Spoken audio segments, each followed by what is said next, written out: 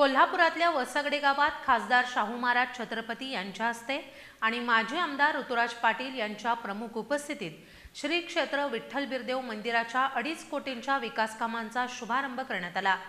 गावाच्या सर्वांगीण विकासात आमदार सतेज पाटील आणि माजी आमदार ऋतुराज पाटील यांनी महत्त्वाची भूमिका बजावल्याचं कौतुक खासदार शाहू महाराज यांनी यावेळी केलं।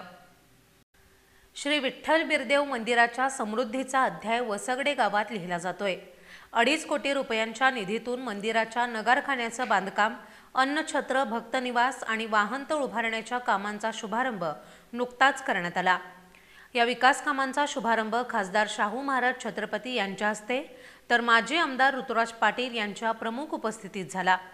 यावेळी पारंपरिक धनगरी वाद्यांच्या गजरात शाहू महाराजांचं स्वागत करण्यात आलं।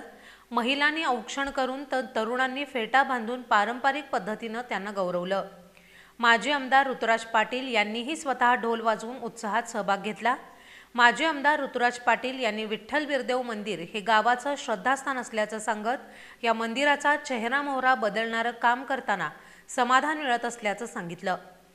आमदारकीच्या काळात त्यांनी 13 कोटी रुपयांची विकास कामं केल्याचा उल्लेखही यावेळी केला। खासदार शाहू महाराजांनी आमदार सतेज पाटील आणि माजी आमदार ऋतुराज पाटील या दोन्ही नेत्यांच्या विकास कार्याचं कौतुक करत एकीचं बळ मोठं असतं हे सांगून गावात लवकरच तालीम उभारण्याचं आश्वासन दिलं। कार्यक्रमास माजी जिल्हा परिषद सदस्या वंदना पाटील, सरपंच योगिता बागडी, उपसरपंच सुनील पाटील व स्थानिक पदाधिकाऱ्यांसह धनगर समाजाचे बांधव मोठ्या संख्येने उपस्थित होते।